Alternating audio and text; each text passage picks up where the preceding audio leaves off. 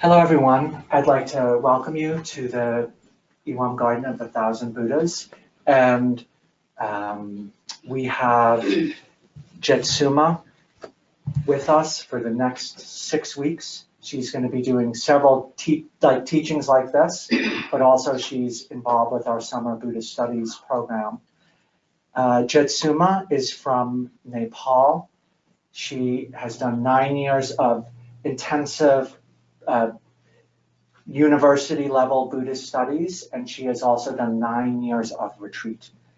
And she's a primary teacher at Turquoise Leaf Nunnery in Nepal, and she's also currently studying psychology in the United States. So she's really one of us. To the right of me, I have Ken Rinpoche. He's the abbot of the garden. He does many teachings here, and he also runs the garden in general. And he is, in addition to that, he is the head of the Summer Buddhist Studies program. We're going to have one break in the middle for tea, and the teaching goes to 12:30 other than that. And I asked Ken Rinpoche just to say a few words, and then we will begin with Jetsunma. So here is Ken Rinpoche's translator. We told her last minute, hopefully she's not going to be too nervous. Oh, everybody, Tashi Delek, good morning. Ani da tari china badwa linkala phaba ani tuji ches. Welcome and thank you for visiting Buddha Garden. Enough, okay. Ani da tari ngasodwala Jetsunma ge tari kacha pala khaksi mane tari de naya de la pe tari chenambala yapu yunga da pen toya ge ni reba yo because kare sena ni kasi konda da de ore or sama dan de so tabi de sama khaji So this public talk is going to very helpful because Jetsunma knows secular and religious life. 근데 송자들인데 지난번에 도와라 지 마까지 나야다 뭐래다데 망소 까지 나야다 아니 집도하고야다 돼서 제네니 지난번에 연대들 말내로라 Is question and answer after teaching, which is okay. 당한 집도와라 이제 맛이 자되가라 되니 가에 것도 말이지. Since I don't understand English, so I will do other stuff. 아니 내 지난번에 봐 대소남 사두가라 되네 봐 가지고 대소라 데모스가라 파브나 된다라 수자나 대소 타마타리요 대소 탐지 나오나. So after teaching, you can visit the Buddha Garden, and then you're welcome to have tea and cookies. Okay, thank you. Thank you.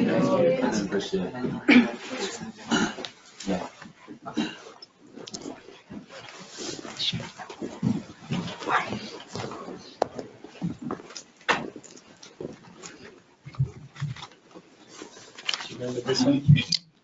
Yeah. You remember that? Yeah. It's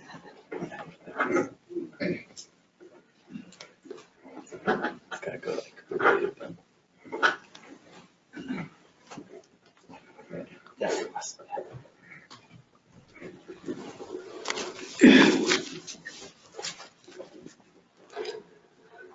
Hello everyone. I welcome you all for this public talk, and as I'm not that fluent in English because I'm in learning stage, but I hope I will try my best to approach you. So I think you will tolerate my terrible English.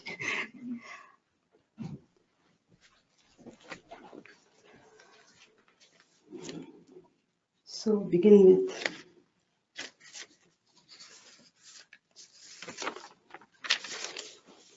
Today I'm going to talk on this our daily life, day-to-day daily lives, conflicts, struggles, problems, like how to deal with it through compassion.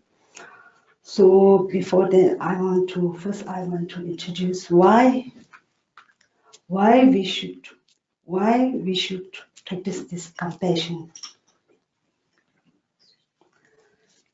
So on the second section, I want to like mention, or I want to introduce how to practice this compassion.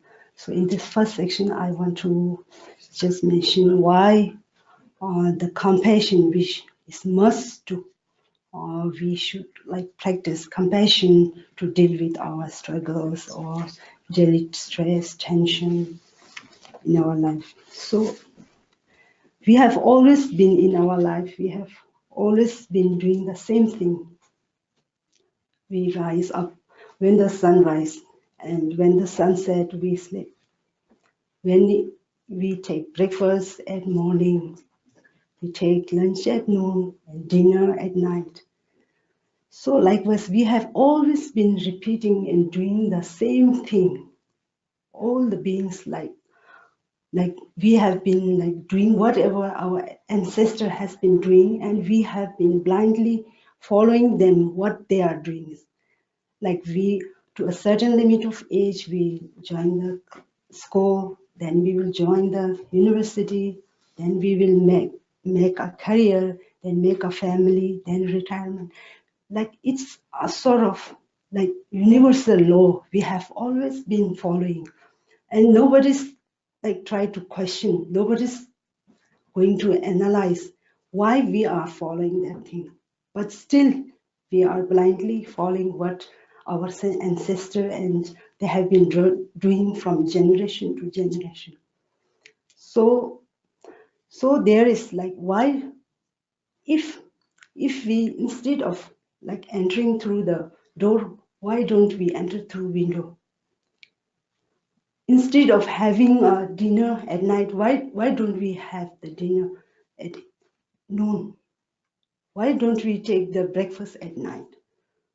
So nobody's like to change it. Nobody's going to change it, and nobody is like interested in changing it. We want to follow the same thing what we have been doing. So that's the question. So somebody like if we do something a little bit different from the people, then we will call the people abnormal. He's abnormal. So we are afraid to change. We are very much like likely to follow the same thing, and we don't want to change. So is it that we are afraid to change, or like we don't want to change? Yeah. So we have always been like having the same problem to all of, like we are same people, we have the same problem, same stress, like small background stress, or sometimes we have the happy moment, happy uplift of life. When this small stress they build up, that becomes the depression for us. Then it becomes quite difficult for us to like lead a happy life in our daily routine. So that's why if we want to take a break from that, what we have been doing, what we have been following like a stream of water, blindly we are following whatever we have been doing, and we keep on doing the same thing, and our future generation will be also doing the same thing, and they will also come to the same stress, same conflict, same struggle. So there's no end to this struggle and conflict. Once you don't agree, once you don't decide from your inside, from yourself, that now I want to stop, and now I want to change. Now I'm not going to follow what I have been doing. So that time, that means that you are taking break. We can see some people among us, they want to take the break. They want to take break from the external situation, but they don't take break from yourself. So that's the problem. Though we take break from external situation, but we don't take break from ourselves. What we need to do is, if you take break from yourself, then your stress is going to take a break from you. That's the reason. So we should know how to take break from yourself. So that's why you have to step aside and look back and reflect. Then we are going to solve this problem. Otherwise, if keep following the same thing, then from generations to generation, it will be the same. Nothing's going to change. Then in our normal life, when we face the problem, we are always we console ourselves that it's normal, it's okay, it's going to be okay. Because everyone has the same problem and it's going to be okay. So it's kind of like you are consoling yourself, but you are not okay from inside. So that's why, that's the one problem. Another problem is that we measure in this life, we measure the happiness by a success. We think the success, it brings happiness in us, and we pursue behind the success, whatever it takes, whatever I have to work hard, how much it costs, I will try to get that success, and it makes you blind, and you keep pursuing behind that success. And when you get the success, you find out that there's nothing.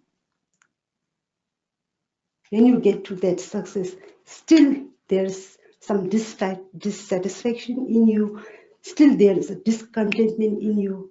So you feel like there's nothing. I've been chasing around this career from whole life. I have been struggling for this whole life. Still, I don't get the true satisfaction. So that's the problem. Yeah. So in our daily life, the people, they join the gym, they go to yoga center, they go for walk, they do work on body because we want to maintain a healthy body, to lead a healthy life. But nobody thinks about our mental health. The more important is the mental health. We should also exercise our exercise our mind to be in a healthy life. So that's why to exercise your mind, we have to train the mind. To train the mind, it's not to go to some meditation center and sit there and just concentrating on the breath or trying to be calm. It's not going to work. Trying to close your eyes. You have to open your eyes. We have to open your eyes. We have to analyze. We have to think. Not stop your thinking and just concentrate on breath or something like that, on some syllable or some material. It's not going to work. What we have to do is we have to open our eyes. We have to think. We have to analyze. Then when we understand a certain thing, then we can meditate beside the understanding. So what we need is we should analyze and we should understand. So the main thing is we should understand why we are having this stress and how to get rid of this stress. So what we should need to do is to find out the source of this stress, struggle, or conflict, whatever. Yeah, so that's why I emphasize, most of my friends do. But first understand, then meditate. Then close your eyes and meditate. So that's why, we have to, main thing is to be a pragmatic, to follow, I don't know, whatever religion it is, it doesn't matter. Once it gives a peace, it teaches you a love, then it doesn't matter that you don't have to be a certain religious or like spiritual person. So that's the main important thing. Then what we should do is like we have to take a break and we need to understand, we have to think, and then we have to follow that way, whatever it is. It doesn't need to be a religious way or something.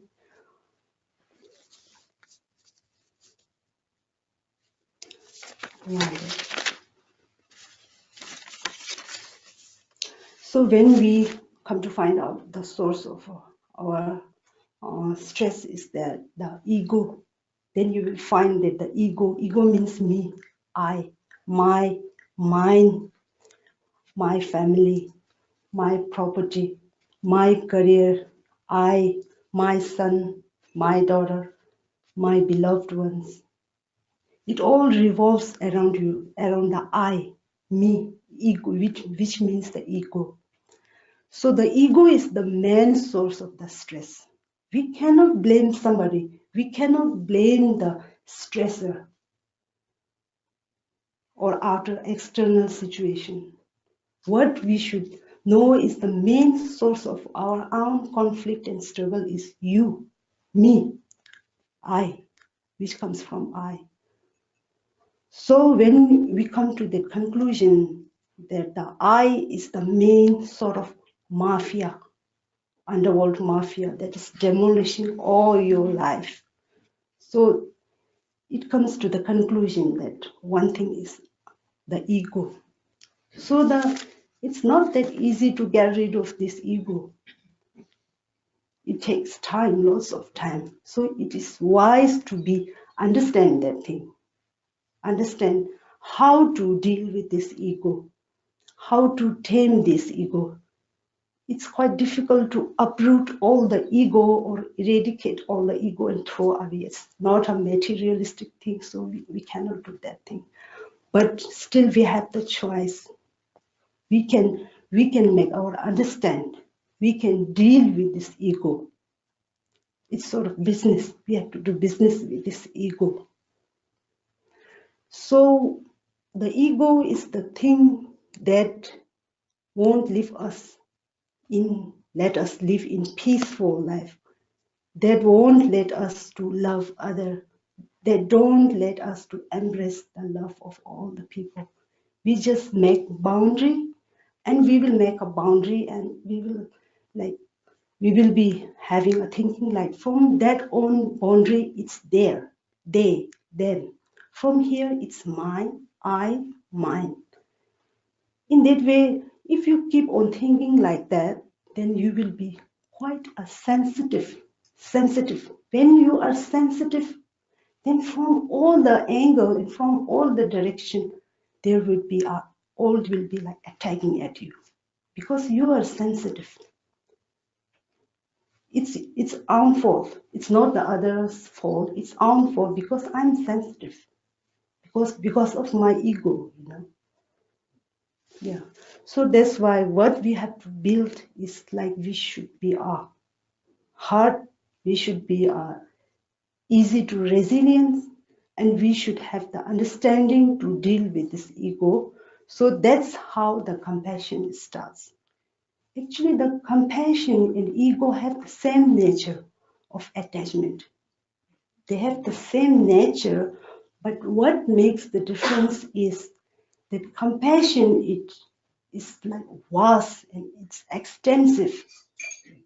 It works on all the beings of this world. But ego, it works only for you. You think only for yourself and you think only around yourself.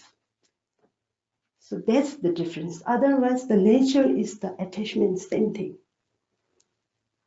So if we want to practice this compassion, it is much easier for us because we have always been like the victim of attachment. So it is easier for us to extend that attachment, and then it will be like vast and profound, then it will be named the compassion. Otherwise, the compassion is not a different thing. Compassion is not like quite different from ego or attachment. It has the same nature. So it will be easier for us if we understand the true nature of compassion, then it will be easier, much, much easier for us to practice it.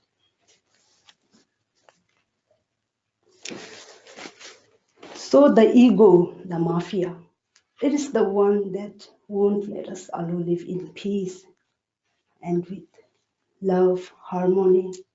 So what the reason is, ego, it thinks. It's like we have a general example that half glass of water. If there's half glass of water, the people think that if there is two people, the one people will think that I have only half glass of water. But the other, having the positive conception, he will think at least I have half glass. It's okay. So when looking at the half glass there, it gives you the two kind of perception, a negative perception and positive conception. But the water is water. But what makes difference is the perceiver. In water, it's the same thing. It's just a half glass of water, but it gives the true outcome of perception to the two different people. So we should always think like that we positive. If we think positive, the positive energy will help you to make your life happy, peace. But if you always think on the negative side, like just there's only half water, if you think in that way, then everything goes down and down. So it depends on you. You should identify, like I saw there is a movie clip, like there is one person, he's driving an expensive sport car, and when he see a private jet flying in the sky, and he thinks, oh, I would be happy if only I had that private jet, I own that private jet. Then again, there's another person, like he's driving a normal car. Then he looks at that person and think, oh, I would be happy if only I have that expensive sport car. Then there is a person on a motorbike. He thinks, if only I have this car, I will ride all over this country or thing. Then there is another person who is on wheelchair, and he thinks, if only I have leg, I would ride, I would run as much as I could. So it shows how you should value, how we should understand our happiness. We cannot be a competitive, like comparing to other. Whatever you have, you should be happy by that. We should know the happiness, the degree of happiness. We should value the happiness. We should respect the happiness you have in that moment. So if you keep on looking like to the other side, then it's going to create a negative, and then you will find yourself like unsuccessful, or I'm not that, I don't have that kind of comfort, and I don't have that kind of luxury. Then you will feel yourself down and down. So nobody's going to help you. You have to help yourself in identifying the happiness and identifying the suffering. There's no certain kind of suffering. Suffering is like labeled by yourself. You identify that I'm suffering. But when you look at the people like beyond you, who are in critical condition, like the country which are under the underdeveloping country, they don't have a one-time meal to eat. They don't have the roof to shelter them. When you look at them, then you feel I'm fortunate. So here we have like lots of facilities, we have comfort, luxuries all over here. But when you look at the people who are in a misery condition, then you will you feel the real, I'm fortunate. At least I'm alive. At least I'm healthy. I have 4 limbs.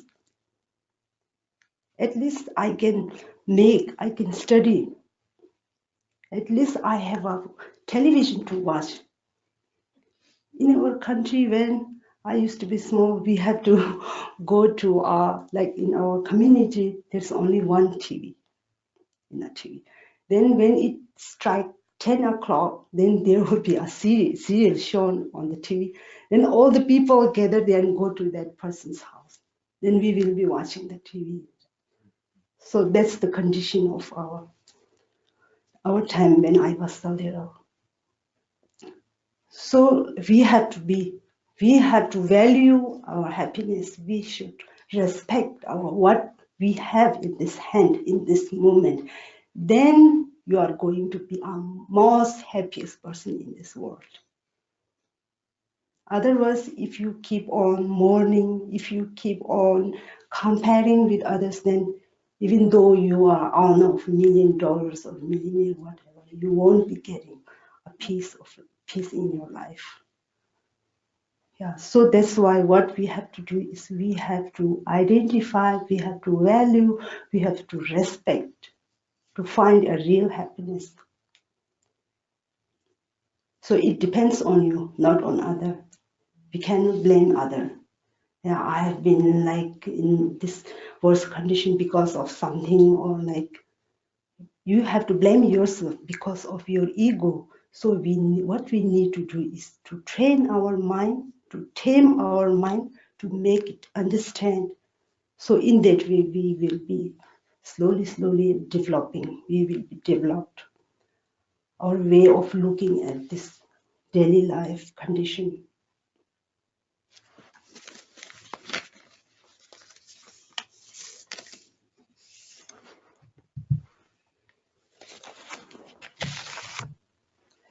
So I think I should leave it here for the first session. Then again, the second session is going to start. In that session, I'm going to talk especially on compassion and how to practice the compassion. So if you have some question regarding whatever I've said on like happiness and suffering, you are welcome to question me.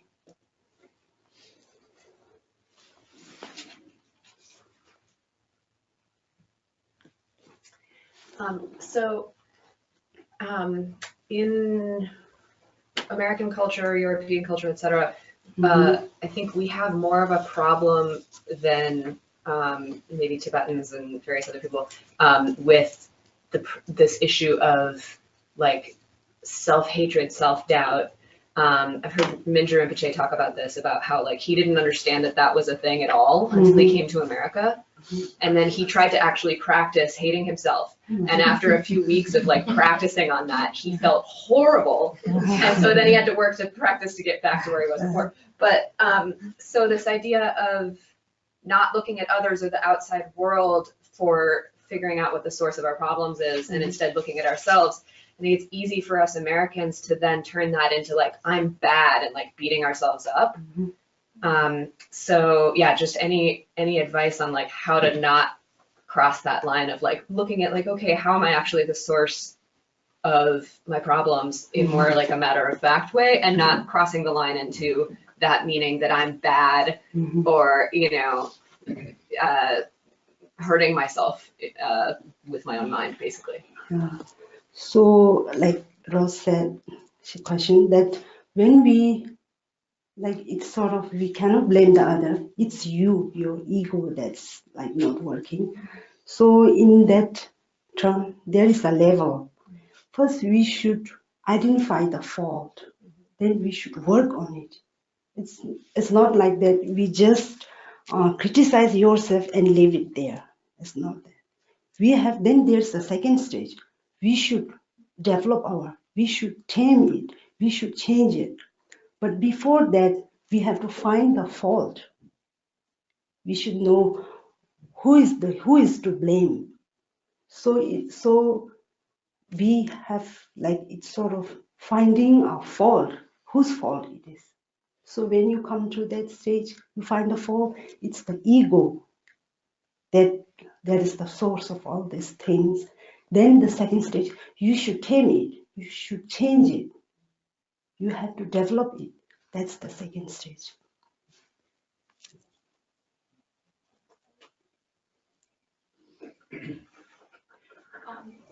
So I have a kind of related question. I've been diagnosed with depression many times, and I wonder where the line is between whether the Dharma is the answer to something, or if I should just go on antidepressants, and what, how can you tell whether the issue is your ego or a neurochemical imbalance in your brain, or a little of both? Yeah, it can be like our mind and physical related to each other. So this way our emotion and our physical, medically, it's related to each other. So we should work both on it. But the main thing, main controller, the main dominator is your mind. So it controls your physical, but they are interrelated to each other. So if you first, you should think positively. You should learn to think positive in a good way. The antidote of depression. So in that way, it will be, if you are taking medicine or in taking a medical help, then it will be developing at the same time. So you should take from both sides.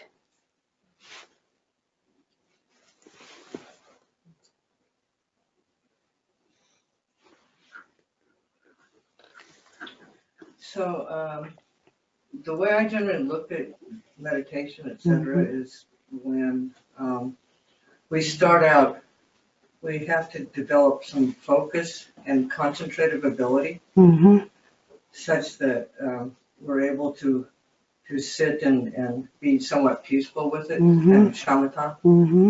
And then once we've developed the ability to focus on something, then we have to move to the next stage, which is to analyze, like you were talking about, whatever the given problem was, and how much am I contributing? Is there another way to look at it? Can I be grateful rather than bitter? Sort of the glass bit, half full and half empty. And then after that, moving into maybe a deeper concentrative state, say like Dzogchen or something like that, Mahamudra. So, but if we jump from just focus and concentration to Mahamudra, our ego is still intact, and we've just managed to make ourselves kind of pseudo-spiritual. So I wondered if you could comment on that. So you are practicing the Buddhist religion, right? So I will talk in the term of them in a Buddhist way. So in the Buddhist, we have the shamatha to make a good concentration on something, whether it's on material or whether it's on your own mind or whether it's on your breath or something. There's something to concentrate. So then the second stage is that we have to understand. First, we have to concentrate, make a good concentration. Then there will be a certain stage of analyzing what the ego is, how to break down the ego, and what should we practice physically or mentally, both. So in that way, if you get developed, then comes the Dzogchen. Dzogchen is the highest level of our practice. So if you jump from just shamatha, and if you jump to the Dzogchen, it's not going to be work because you still have the ego. So what is that? You have to break down the ego through understanding and through practicing. Yeah, you're right.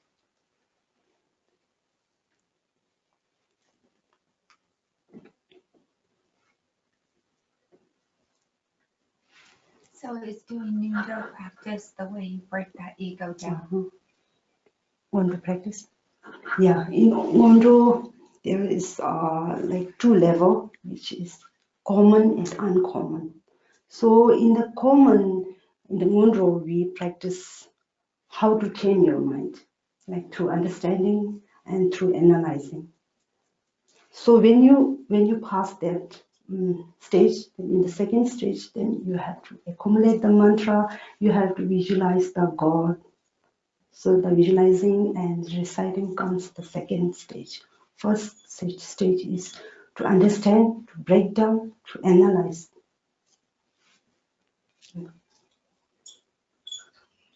So actually they both are Munro, but it's different stage. Yeah.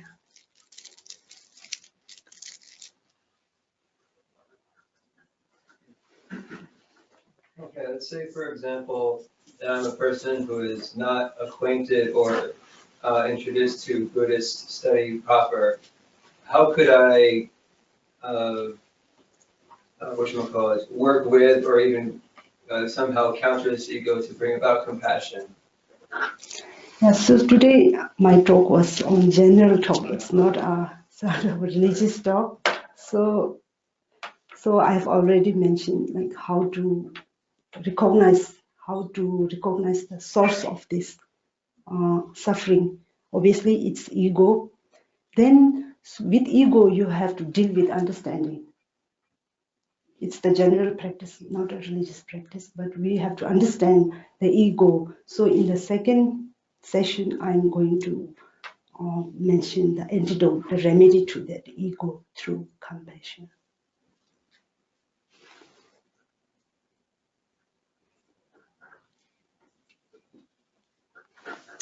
So I work with children, young children, And in teaching them some emotional regulation and awareness and whatnot. It seems as though commonly emotions are very linear and isolated, and smiling means happy, and there's this gesture that has to be light and bright and happy and whatnot. And one day I was kind of sitting quietly and someone said, "You don't look happy, you're not smiling." And I said, "I'm happy." But I'm just wondering if you have any guidance on how, obviously this is very complex, but in working with children, how to deliver some of this to them. you mean even though you are not happy? Or? Oh no, I mean, no, I'm happy, but just more of a, I don't know, a balance in their emotions. To deal with the children. Yeah. Like it's actually if you practice this compassion, which is the other version of love and kindness, obviously it will display outside. If you have inside, then the energy will be displayed automatically outside. But what we have to do is we have to work on it, your own mind. Then it will display outside. Either it's a negative or positive.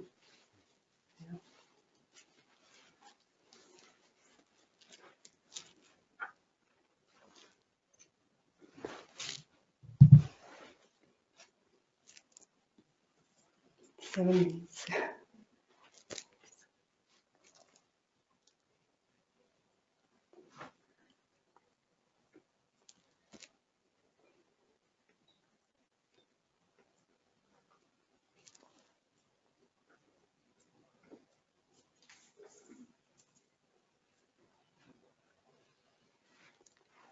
If you don't have questions, let's take a break, right? Now everyone, welcome back.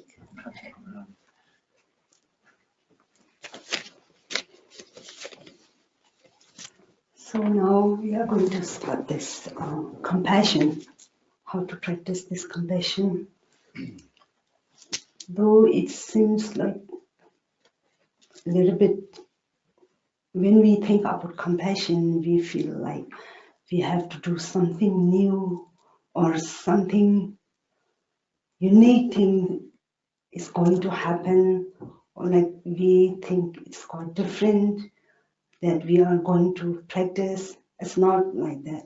Compassion is what the thing that we have always been doing, but we fail to identify it as a compassion.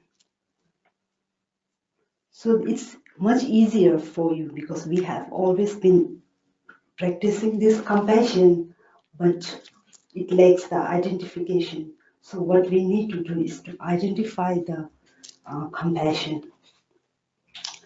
So what the compassion to extend it. Suppose if we have been a compassionate nature, like from like it's not kind of like it's the instinct in us that we have love, we have kind, all of these things are in us. Still we haven't like practiced it. Still we have love. We haven't like we didn't went after to find kindness, but still in our mind. So it's kind of nature of mind that it's a compassionate nature. Our mind is a kindness nature. Our mind is love. It has the love nature. It's always been there. So we need to do is to identify it and to extend it. So when we have always been in a habit that we have always been thinking ourselves, not beyond that.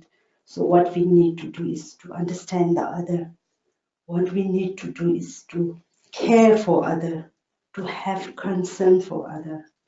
So some people question, why should we care for other? Why should we help other? Why should we understand other?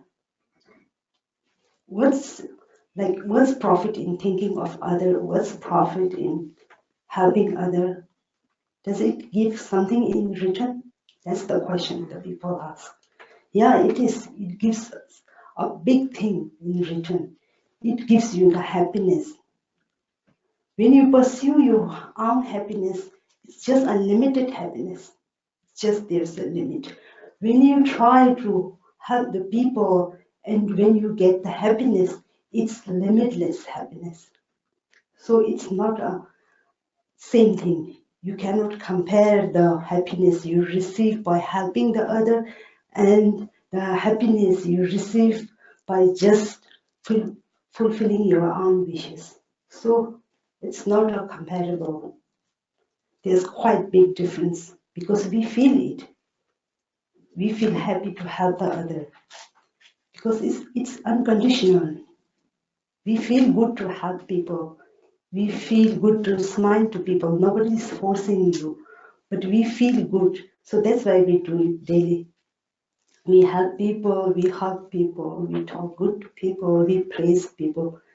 Nobody's like expecting something in return, but still we are doing that because we feel good. So that shows that we get happiness by being good to others. So you get the good feelings in you. So that's why you are doing that thing. You are not expecting something in return. It's unconditional love you are showing to the people. So that shows that you have the compassionate nature in yourself, but you haven't identified it. You didn't know about that, but still it's in you. So when you practice this compassion, it means you are considering the other people. You have concern about the other people. You are beginning to understand the other people's condition. You are placing yourself in the shoes of others to understand them. We cannot just keep on thinking ourselves. We have to be like understanding to others. So to understand other, we have to place ourselves in the shoes of other people. So the people think how this compassion is related to happiness. Because when you practice this compassion paralyzes the aggressive in you. Compassion paralyzes the agitation in you. It paralyzes the hatred in you. So that's how it works as an antidote to the daily life stress, tension, conflicts, all these things. So the compassion itself is the happiness. What we need to know is we have to identify and keep on expanding it, extending it. Because in actual, if we practice this compassion, it helps you. Though it seems like you are helping others, but in in reality, you are helping yourself because you gain happiness by helping others. Because that's the nature of mind, a compassionate nature of our mind. So we have different kinds of practicing this compassion. So the first thing is that the compassion, which means the love and harmony, peace and harmony, it comes from not an individual. It's not individual happiness. If you keep on pursuing just for an individual happiness, then that compassion is not going to work, not going to be an antidote to your stress. If you extend the compassion, then it's going to show the true nature of that compassion in a form of happiness. That happiness is a collective happiness, collective, collaborative happiness. So it helps if we take example of just a family, it helps. If you take the example of entire country, entire world, it helps because to maintain happiness and harmony in this world, we have to work together. We have to be collectively involved in extending, in making it possible, the world in peace. So it's not just a work of an individual, but it's a collectively we have the responsible to keep on the world peace, world happiness. So to keep on going this happiness and world, we have to work collectively. So the first thing is that you have to put yourself in the shoes of others. That's the first stage. First stage to practice the compassion. The second one is to exchange the suffering, to visualizing, to exchange, to take the suffering of other by imagining, then you have to give your happiness to others. So in that way, you will begin to grow a habit of giving. You can begin the habit of sacrificing for others. In that way, it helps you to sacrifice for others. So that's the second stage is it helps you to sacrifice yourself for others. The third stage is others before self. That is the most advanced stage, which means others before self. So that to reach that level, we have to go under the two more stage. The lower stage, that is to place yourself in the shoes of other. The second one is to sacrifice for the other. Then the third one is that then you will grow the nature of others before self. So these are the three ways of practicing this compassion. Then there is other sort of training your mind, which is called the four immeasurable training of mind. The first thing is love, training mind with love. Second is training mind with kindness or compassion. The third level is sympathetic joy. Sympathetic joy is the third one. Then fourth one is equanimity, which means equality. So these are the major four principal training of mind for the compassion. So when we train our mind in love, we have to think like, may all the beings be in peace, and may all the beings get the source of happiness. So what it helps is that if you practice this first stage of love, it gets rid of the hatred that has been in you, in us. So it helps to get rid of the hatred. So how we should practice it? We should imagine that all the people are like our own children and I am their mother. It's sort of parent and children's love. like disregarding of the parents, disregarding of all the difficulties they take care of their children. So that's the how we have to practice this first stage, immeasurable love for all the being, to practice the compassion. So if we practice this love, immeasurable love, what the outcome is that we develop the passion. We become more tolerant. We become more understanding. We become more secure in ourselves. So that's the first stage. Then the second level, the phase is immeasurable kindness. When you practice this immeasurable kindness, you have to imagine that may all the being be free from the suffering and the source of suffering. Though we all the people, we want happiness. Nobody wants unhappy or misery in their life. In that term, all the people are same. Everyone wants to be happy. Nobody wants to be unhappy. So we should keep that thing in mind when we practice this second level, the immeasurable kindness. Though we want to be happy, but the way of getting that happiness is the wrong way how we've been practicing. Though we want to be happy, but we have been attempting the wrong way. We like to have a comfort, we like to have a success, we like to have be happy, but attempt for happiness is like we are pursuing the wrong way. While by being egoistic, by being aggressive, by being jealousy or different kind of negative emotions. So the way of acquiring that happiness is like we are trying to get the happiness through wrong way. So we have to change the way of acquiring the happiness or the success. So that's the second level of immeasurable kindness. So what happens when we practice this second level is that it gets rid of your selfishness.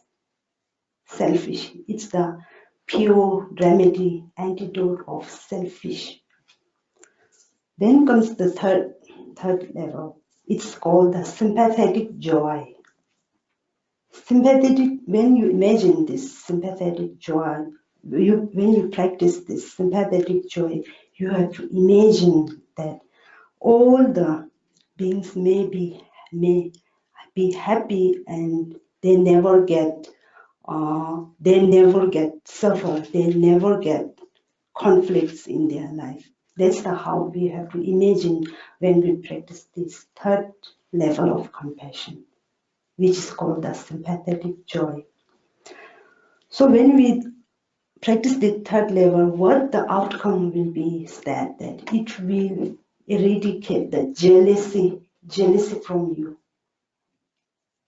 Jealousy, which is the negative emotion in you, it gets completely uprooted if you can practice this third level of immeasurable. Now comes the fourth. The fourth one is equality. Though it is placed on the fourth stage, but when we practice, we have to practice it first. Actually, it's on the fourth stage, but when we practice, we have to practice it at first, which is called the equality. Without maintaining this equality in our mind, we cannot carry on the love, kindness, sympathetic joy. We have to make all the people even. We should make all the people look like we should be not a bias to people. We should look at the people with a motivation of equality, whether it's belong to you or whether it's a stranger or whether it's the people that you hate. So what we have to do is to make all the people even, and then only you can practice the love, kindness, sympathetic, joy. So the fourth equality is a little bit like it takes time to like look the people in even or like take all the people as in a same level. But we have to practice it. We have to do it. At the first thing, we have to practice that thing, equality. So that's the how we practice this compassion in different way through the 4 stage, and that I mentioned before in a three level. So that's how we practice the compassion.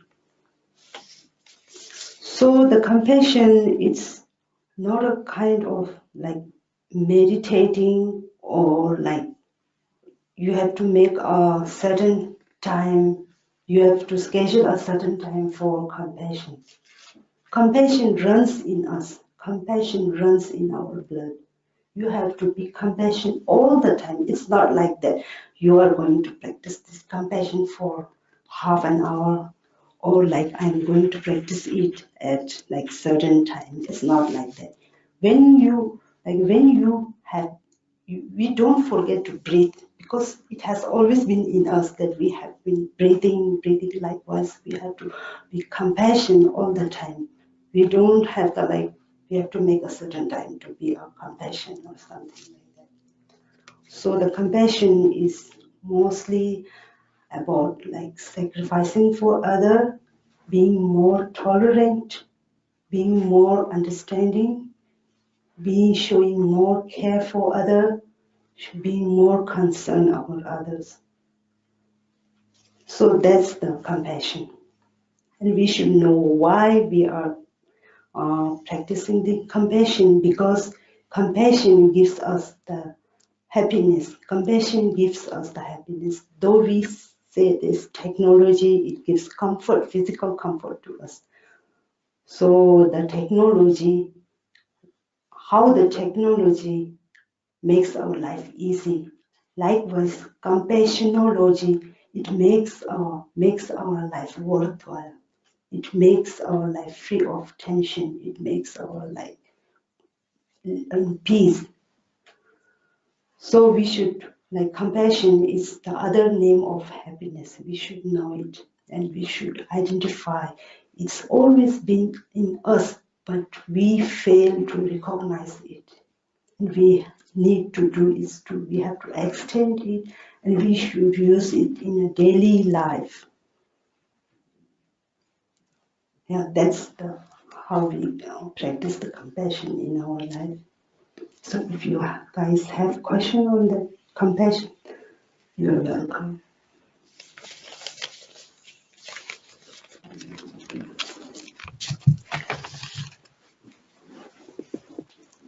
Would you go over sympathetic joy once again for me, please? Mm-hmm. Sympathetic joy means when you have to enjoy that, you have to rejoice on others' happiness, which means it plays as an antidote to the jealousy that we have comparative mind. So that's called the sympathetic, to be happy on others' happiness. So we like pray that if he's successful, he get more successful than this. Like it's sort of praying for or like sort of feeling rejoice on the other's success.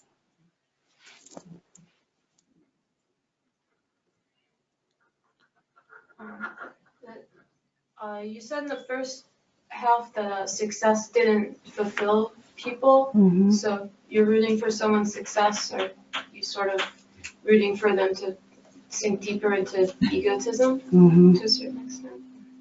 Yeah, we like generally we all measure the success in a happy success, like it gives happiness to us. But when we reach to that success, then we realize still there's something missing in me. But you should still root for other people to be successful, even though won't fulfill them. Yeah, But it's not. Mhm. Just some guidance. When you feel, when you have betrayal, betrayal of trust, how do you practice that sympathetic joy and compassion? Actually, when you come to this compassion, we have like someone to sort of sacrifice. You should, we should be practicing our sacrifice for others. Like if you're like, for example, I have a partner and he's not that faithful to me, but still, if he's happy to be that another relation, I would give up for him.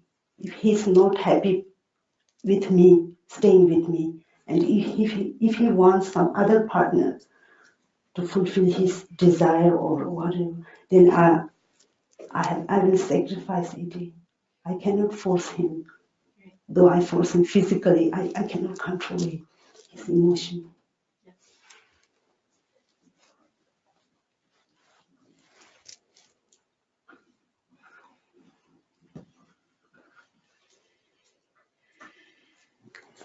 I like that you talked about having the practice of compassion be a daily, real task. Yet there are a lot of meditative practices to help cultivate that, things that would be done on a cushion or in a chair. Could you speak about those practices a little bit? About compassion? Practices like dedicated meditative practices to develop those capacities that then you take out into the world. Like I didn't go to for others, Tonglen, like that. Yeah. Through meditation, like first thing is you have to understand the true nature of compassion and the outcome of compassion, and then you have to sit down and meditate on the compassion. So when we meditate on this, on that certain compassion, like I have mentioned before, there are like different 4 level and 3 level, different kinds of practice. So when we sit down and practice this 4 love, kind, sympathetic, joy, and equality, we imagine it like all the beings are like my own mother. Like we have the special feeling to our own mother. We have. So that's why we use the motherly love to extend this compassion, this love and kindness to the other. So that's why in our way, we practice that way to like generalize all the people as your own mother. Or as you can like, it's not compulsory that you have to just imagine it is a motherly love. You can imagine everything. If you love your brother, then you can like imagine them or the people as your brother or your father. Or for what you have love in you, you can change that thing into generalizing all the people.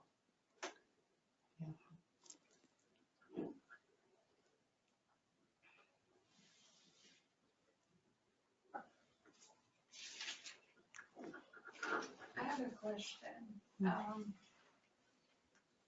Like, how do you find balance and sustain yourself when you constantly give to others and sometimes not really care for yourself? The first thing is to find balance. Yeah, when you get habit or when you get accustomed to this balance, then you can carry on to sacrifice for others. So the first thing is to be balanced. So to be balanced, what we have to think is the oneness in us. What is oneness? Oneness is that everybody wants happiness. Everybody wants happiness. Nobody wants to suffer. That is the oneness. Everybody's desire is to be happy and not to be or suffer is the one thing that we all are like have in mind. So that is the oneness. So when you get to understand that thing, then you will feel balanced to the other. Suppose if it's like from your side you are looking at me, you will see the number as a 6. But from my side, I will look at 9. 9. So that's how you perceive from your side and my side. But still, we have the same feeling that one, we desire for happiness. Nobody wants to suffer. But it's just the difference of looking at it. But inwardly, we have the same wishes not to be happy, not to be unhappy. So that's how we extend this balance. When you develop a strong kind of that balance, then you can go to the stage of sacrificing for others. Then only.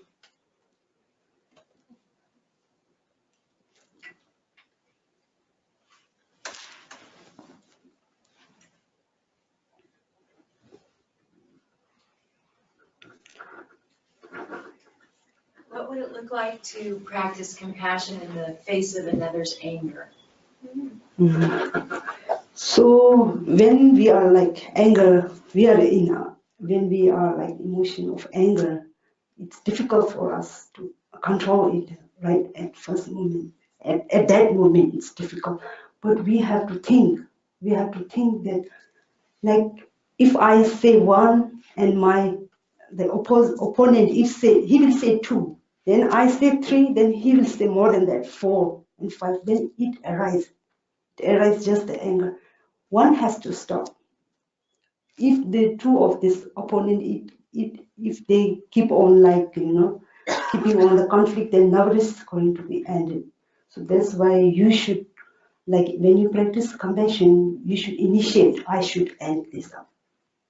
I have to be more, or I should keep quiet. It's wise to keep quiet, and you should end this conflict here. So if both of you keep on like saying on and on, then it's nothing's going to work. So it's how we have to practice patience. It should be passion.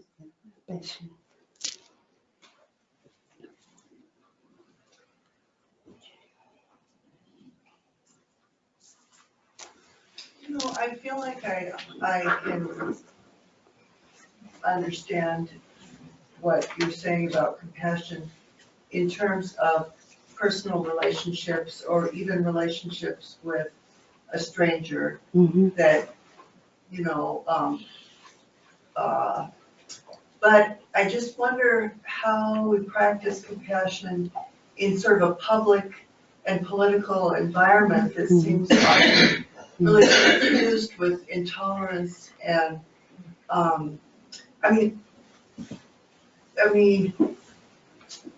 in a one-to-one personal way, I can see how we need to be tolerant, we need to be understanding, we need to be sympathetic and loving, but we can't tolerate intolerance as a society, I feel like.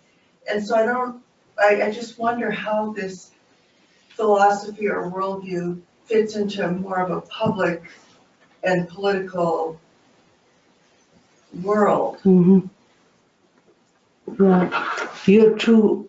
It's actually like when you come to the individual, it's like easy. It's easy for you to deal with people with tolerance or like patience. But when it comes to like our entire world or community, it's quite difficult for it. So that's why I said that happiness, it comes from collaborative. It becomes strong when it becomes a collectively peace, collectively love. So that's why I'm trying to that's why I give public talk to the people to develop in their mind the compassion. So that's why even though I don't know how many people are there, but even though I will be happy, even though if I can change even one person's mind, I'm satisfied, I'm happy with that. So in that way, I will keep on doing this again and again, and I will try to gather, I will try to sow a seed of peace and compassion in every people. Like even though it's not in a number of, like it's not in a high quantity, but if it's about a good quality, it's fine for me. So that's my mission. That's my mission, to sow a seed of compassion to the people by giving this public talk. And in that way, I have full hope that one day I will collect at least 100 people so that I can change their mind by dealing with their. If you think it's as individually stress, it will help you to cope with the stress. But more than that, it helps our entire country, entire community. So that's my mission. That's why I am giving this public talk. So I think, Jetsunma, the difference between allowing something that is very harmful to continue and stopping that out of one's motivation of anger, like you should not be doing this, this is really bad, and you're very fiery and angry like that. And so that's your motivation because you're very angry because it's intolerant or whatever, versus what you're saying, which is, this is not right. This is something that's going to be harmful. And so the motivation for stopping that action is coming out of compassion rather than anger. And I think that's what you're saying. And so it gets perceived differently. The action that you take may be identical, but your motivation personally and how it's perceived is different. So like your child is doing something, say, throwing food all over the kitchen. And obviously you don't want the child to be throwing food all over the kitchen. So you have to stop him. But you don't go crazy and angry and want to hurt him. You just want him to stop throwing food all over the kitchen. And so the motivation for the action is very different. So I think is that what you were saying? Yeah. The main thing is your own motivation, how you have the intention in your mind to be helpful to the other. So in India, in my country, we say like, the ghee is sort of butter. So we use actually in India, like we don't use spoon, like hand. So when there's a bottle of ghee, it doesn't come out when you have your hand straight. So you have to bend your hand and take out the ghee from that bottle. So it's sort of, you have to show a different kind, but still you have the pure motivation to help the people.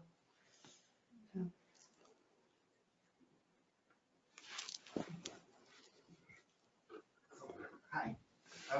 I'm trying to understand something still with what you said, the talk just before. Do you say that compassion and ego are the same thing? In nature, is the attachment is the same thing. Yeah. And then, because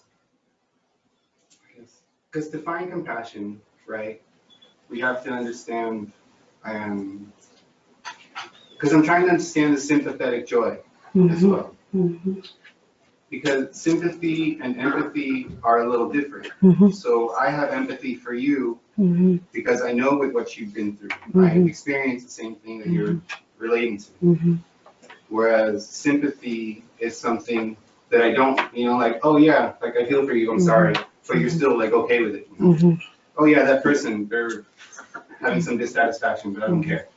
I feel for that person. So there's a disattachment. Does that make sense? So it's like that's the ego getting in the way of compassion. But then like compassion, you also need to like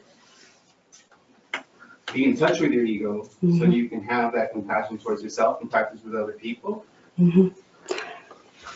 Yeah, so the compassion, ego is like the attachment. Attachment is the same thing. Attachment is like we have desire or like we have certain kind of like wish to do something. Fear or control, right? And I think also it's you have to know where that stems from because a lot of people are relating to emotions. for example, anger. And I know anger is a secondary emotion. It's not something that you just feel. Something makes you angry. Like jealousy, something makes you jealous. And see, I'm struggling too because I find ego to be somewhat healthy because it gives you a comparison. It gives you something to strive for as well. You know, like, because if we didn't have anything to compare or to acknowledge that the other person, perhaps, yes, I need that, or perhaps, yes, I want to experience this. Like, we would just live in a world of kind of following each other in the sense that, like, there's no creativity, you know? So we need that spark. And, you know, I struggle with compassion. I know, number one, that I struggle with compassion. So I'm just trying to, I guess, identify, like, is compassion something, we'll say, selfish as well? Yeah. So the compassion, actually, I was trying to say that the compassion and ego both are the nature of attachment. Attachment, ego means selfish. Yeah, ego means attachment just for yourself, selfish. But when you extend that ego nature, when you extend that attachment nature to all the people, then it becomes compassion. So the matter is that you have to expand it, you have to embrace the people, other people. So if your thought just revolves around you, then it's called the selfish ego, not the compassion. But if you extend it, then it becomes the name, just the name change, but the nature is the attachment. Same thing. And the attachment can be to an idea or a form of thinking that you've been brought up with. Yeah, attachment means to love or to desire to have it, you know. Attachment, if you think the nature of attachment, it's some sort of that. But if you apply this attachment to other, then it becomes the compassion. If you extend your nature, then it becomes compassion. But if you just limit it toward yourself, then it's called the ego and selfish. But what I want to say is that compassion means you are also included in that thing. It doesn't mean that you have to just give up your ego and you have to just give up all your desire or wishes. It means that just you need to extend it, just extension.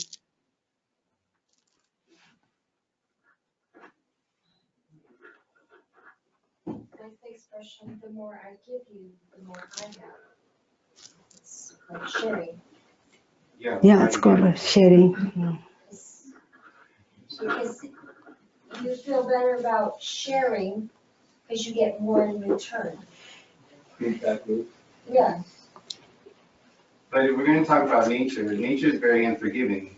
Like things, like the process of giving and taking. For example, I hold on to something knowing that it's not really mine, that I'm going to give it up. Like life, for example. I know it's not really mine, I'm going to die. And that's a huge one. But you know, people give things for the sake of an ego attachment. You know, like, yeah, I want to give you this because I know it's going to make you feel better. But like, why am I giving this? Because it makes me feel better, or is it actually helping you? Yeah, that's an interesting question. Actually, that was also the question I've been asking for myself because you have the people because you feel good, but it naturally shows that you want a happiness, you know. Actually, though you have the people, it gives you the happiness. It gives you the happiness. But like there is a certain level of practice in this religion. Then when you start your compassion, there are different level of compassion. First, you have the compassion with contrivance. Then you reach the level there's incontrivance compassion. In that space, there's no give and take. Like there's no imagination works in that level. So when the levels become advanced and advanced, then there's no give and take and like certain kind of contrivance in compassion. But what I'm just now giving a talk is just the compassion for the beginners. just for the beginners. Sorry. Yeah.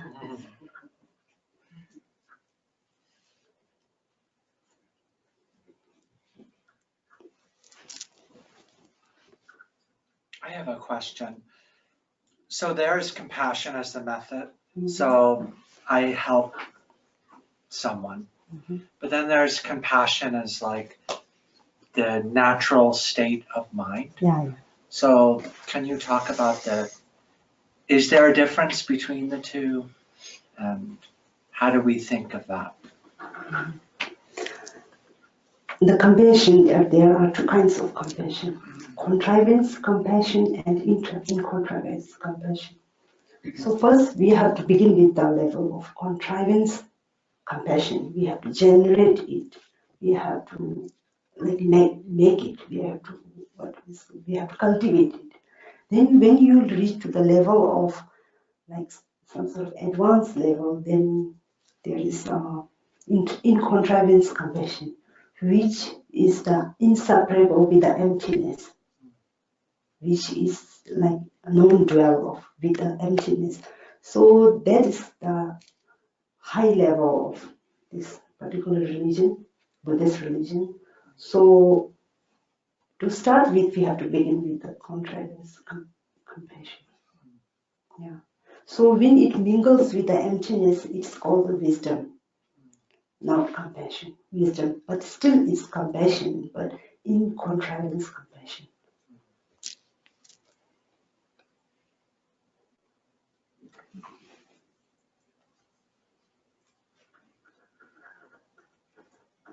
I got a question.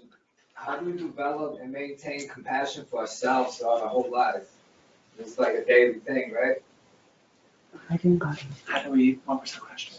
How do we develop and maintain compassion for ourselves throughout our daily life? For ourselves. Yeah, or throughout the life, yeah. For ourselves, you can it means to help ourselves, right? To help ourselves is to like all our happiness are interdependence to one another. There's no happiness in our individual that's not related to other. Being a like social being, our happiness is always like interlinked to one another, depend on each other. Even though we acclaim ourselves, I'm independent, but actually you are not independent because we have to depend our happiness, whatever is always depend on the people around us. People influence us and we influence on the people. So if you want to be compassionate to yourself, you should be kind, you should love the people, embrace the people.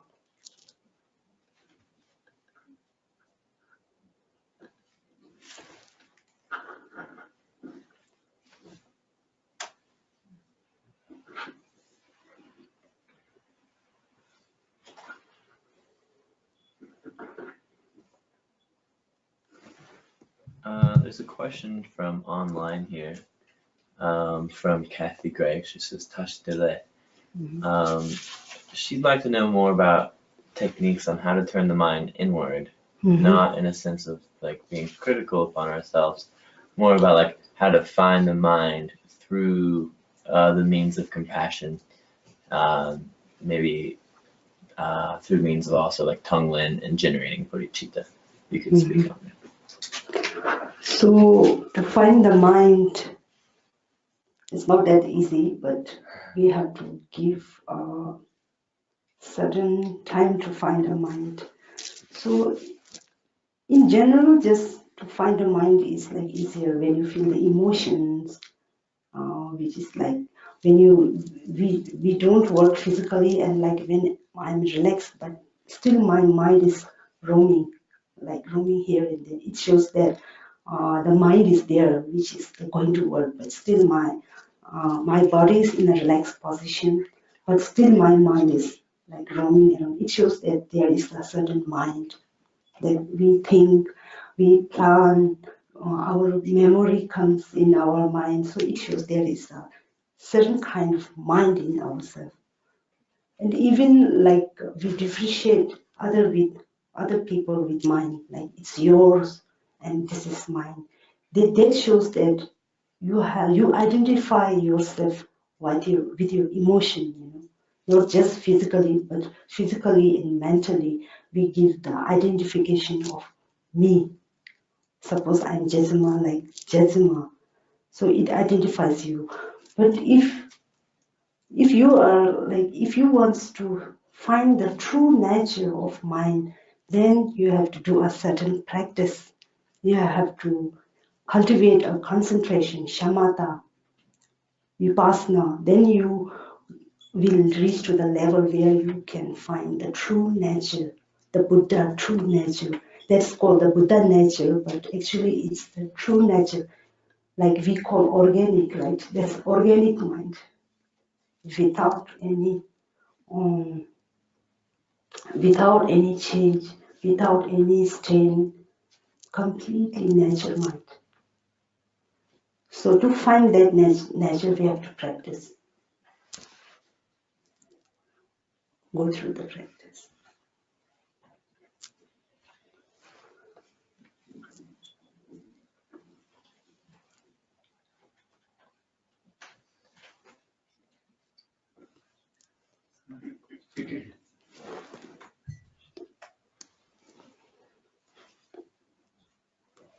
Actually, it's my first talk in English.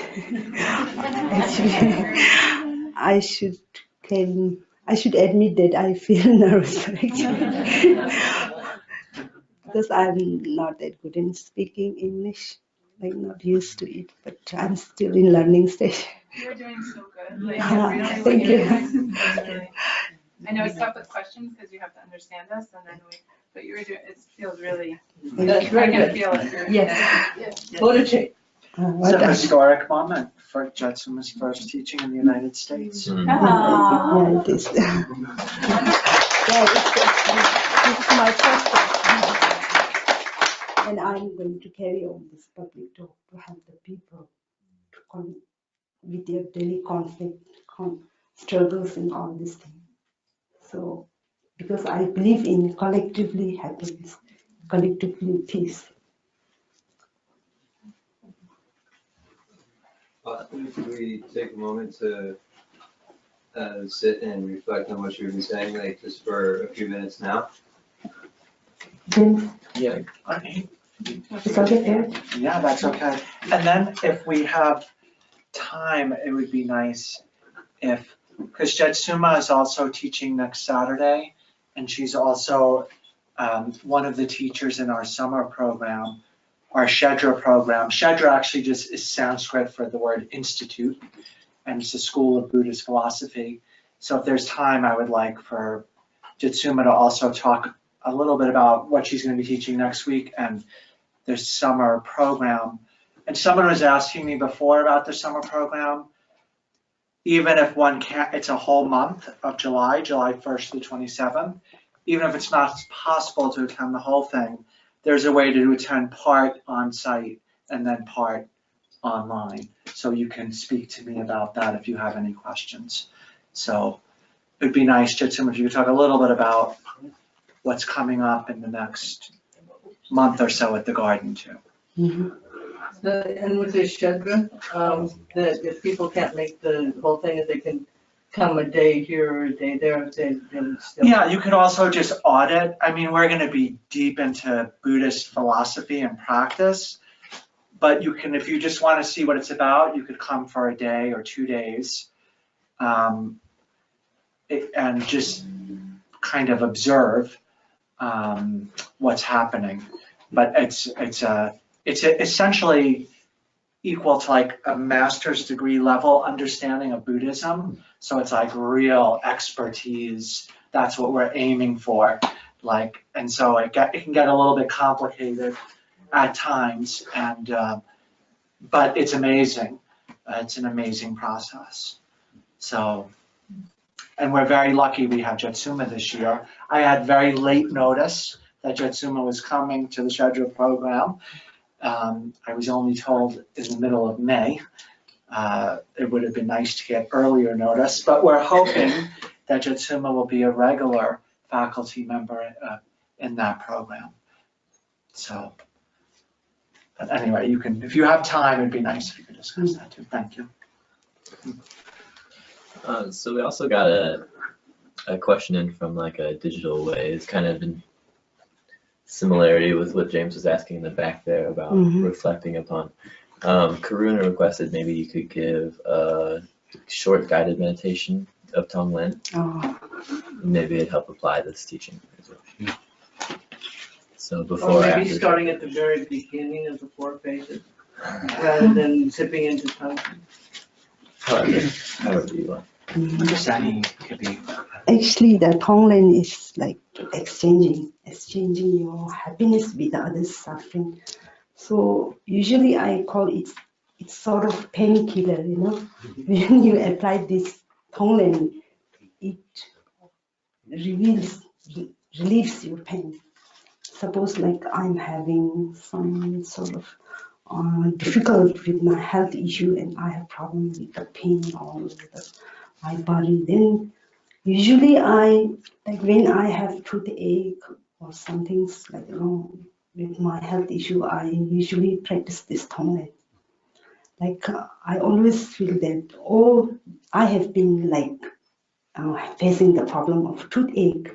So why don't I take the suffering of all the people at the same time? So I used to imagine like I'm already suffering, but at the same time, I imagine I'm taking all the suffering of negative energy toward myself. I am like giving all my positive energy to others too. So in this way, it helps a lot. Though it's emotionally, but it helps a lot in tolerating my pain. So it's kind of emotional, but still it helps as a great painkiller. It works a lot for me. So if you have a case of like big like disease like cancer, and we can also practice in that way when we have like pain and we cannot tolerate. Then if you practice it really helps. You will know when you do this imagination, then it will really help you.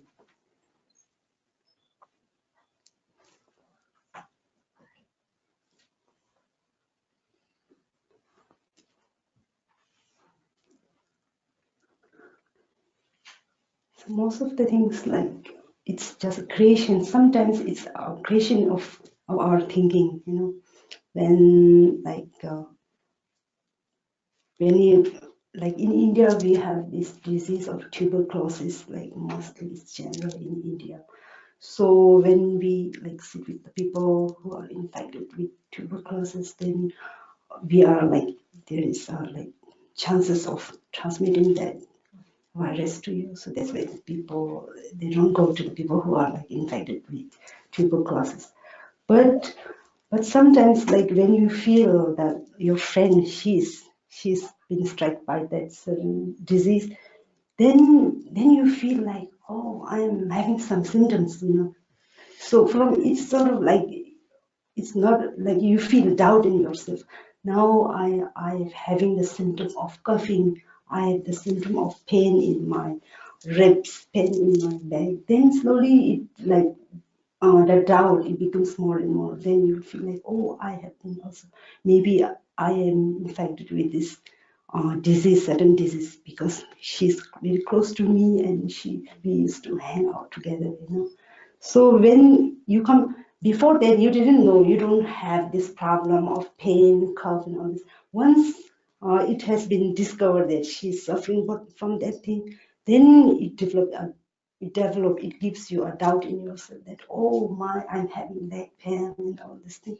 So sometimes the emotionally, you know, it becomes like, you know, it plays a role in like feeling. So that's why emotional feeling is very important. It's very strong. Though we see the material or physical are strong, but inwardly the most strongest is the emotion. Emotion, though it's formless, but it's the strongest thing. It controls us. Physically, it takes control. Emotionally, it takes control, though it's a formless. So once you have control over this formless mind, then if you tame that wild mind, then all the things are under your control. That's the sacred mantra, milestone.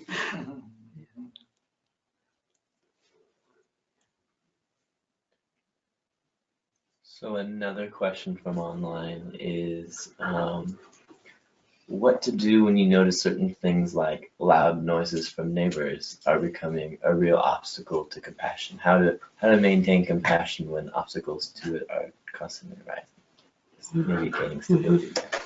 So, like, I want to question that person who is questioning, what kind of music do you like? So that he can change. In like psychology, there's two type of coping with the stress. Focusing on emotionally and like focusing on the stressor, you know. So the wise thing is to apply the method of focusing on your own emotion, not the stressor, not the situation, because you don't have the control. You cannot like tell the people to do that thing or something, you know. You don't have control over that, but you have control on your mind. So I want to tell him that you have to imagine that sound that you don't like as your favorite music that you love, the favorite voice of your mother, the favorite voice of your father or whatever you love. So in that way, you can change your emotionally problem. You can deal with emotional problem. Yeah, also another request for doing Tonglen at the end together. Yeah, Tonglen.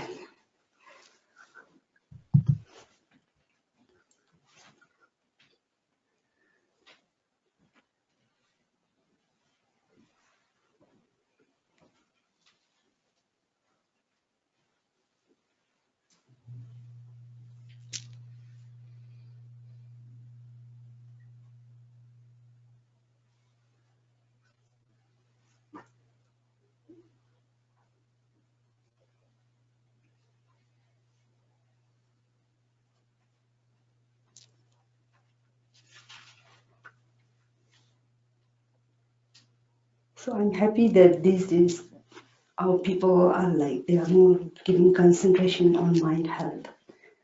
We used to consider just on physical, we do workout and all this, but nobody cares about the mind. But these days people start giving concern on the mind, healthy mind. So it will naturally like make the environment healthy. If the more people take interest in training their mind, it will be helpful for the community, even for the country and our whole world. After all, it's about a collaborative peace and love.